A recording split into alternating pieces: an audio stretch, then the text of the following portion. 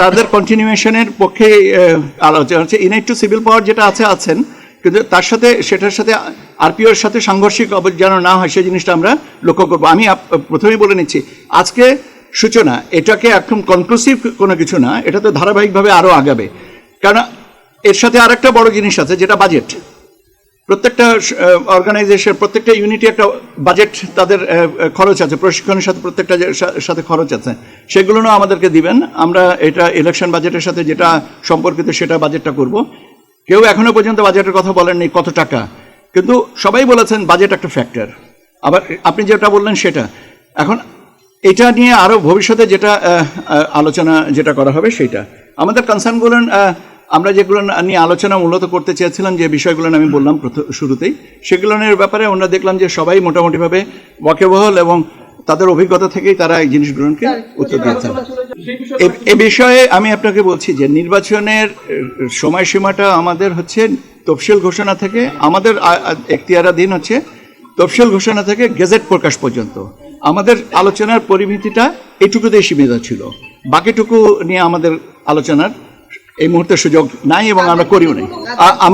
আমি তাদের ভিতরে উদ্বেগ দেখিনি, বরং এটা দেখেছে যে তারা একটা ভালো ইলেকশনের প্রতি প্রতিশ্রুতিবদ্ধ। কাজে উদ্বেগ করার মতন তার পরিবেশ আছে স্যার, অবশ্যই আছে। তারা অবশ্যই নির্বাচন করার মতন পরিবেশ আছে এবং সেটাই আরো সংহত করার জন্যই আজকের আলোচনা, এবং এটা চলমান থাকবে।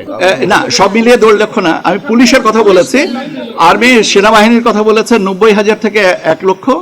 আনসারের সংখ্যাটা আর একটু বেশি, আর আনসার ভিডিপির সংখ্যাটা আর একটু বেশি, প্রায় ক্লোজ টু 5.5 থেকে 6 লক্ষ, এইটুকু। সংখ্যাগত হিসাবগুলো না আরও ব্যাপার আছে যে বিন্যাসের পরে, ক্যাটাগরাইজেশনের পরে এটা আরও একটু স্মুথ হবেন। অন্য মোটামুটিভাবে মোটা দাগে বলেছেন যে এরকম, সবাই বলেছেন যে তাদের সর্বোচ্চ যেটুকু দেওয়া সম্ভব সেটুকুই আমাদেরকে সরবরাহ করবে। আশঙ্কা প্রকাশ করার তো যৌক্তিক কোনো কারণ কেউ করেননি।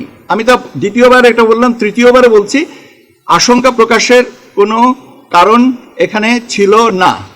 আজকের এই আলোচনায় এই সম্পর্কিত কোনো আলোচনা হয়নি। আজকের আলোচনাটা ছিল মূলত নির্বাচনকে সুষ্ঠু আরো সুন্দর করার জন্য প্রস্তুতিমূলক বিষয়। আপনি যে কথাটা বলেছেন এটার সাথে আজকের আলোচনার সাথে এর সাথে কোনো সূত্র ছিল না।